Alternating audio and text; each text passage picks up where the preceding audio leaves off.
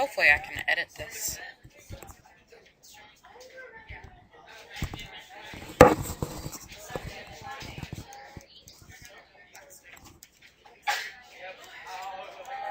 We talked about this. This is where we are. Yes. Okay. Economic opportunity. When you hear the word economy or any form of that word, you should automatically think money. In fact, I would write that down. Economic equals money. As you can imagine, many people came to America to make money. Some thought they would strike it rich instantly with discovering gold. Others thought the land might provide other valuable resources, which it did in the form of tobacco. The land in the southern colonies was perfect for farming. This is where we see lots of cash crops being grown. What do we mean when we say cash crops? If you said crops grown for money and not for food, you are correct. Land was extremely hard to come by in England. Really, only the wealthy truly owned the land. The lower classes had to rent the land. Many individuals looked at America as a way to make money. Some came themselves and established a variety of businesses.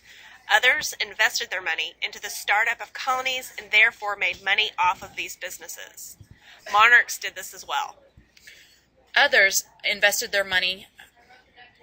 Did you say that already? Sorry. They would issue a charter establishing a contract between citizens and the king that would grant the citizens land here in the colonies in exchange for a slice of the profit pie. So, just like what we've said, let's just review. So middle and lower classes are coming over here to make money. And then, of course, monarchs, this whole idea of the colonies was to make money. Remember, if you were born poor, you stayed poor in England. There was no way to move up that social or economic ladder. Okay, so now let's break down the colonies and look at reasons founded.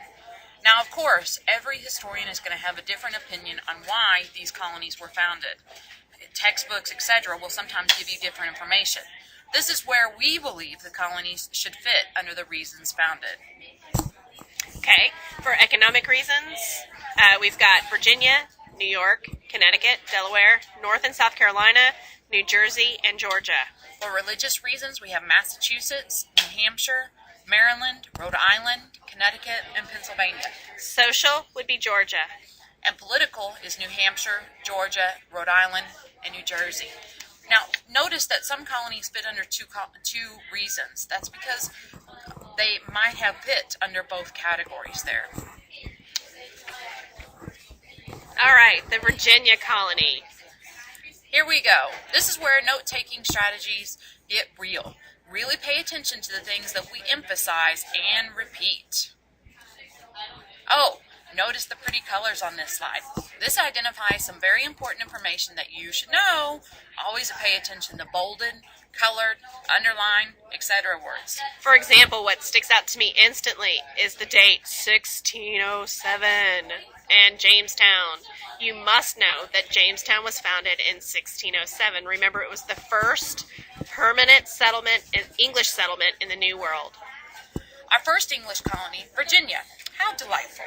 Remember, Roanoke has already failed, disappeared off the face of the earth. Now the English, and more specifically Sir Walter Raleigh, are going to try again.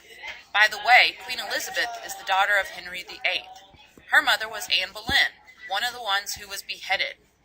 Elizabeth is known to this day to be one of the finest queens England has ever had. She ruled for 45 years.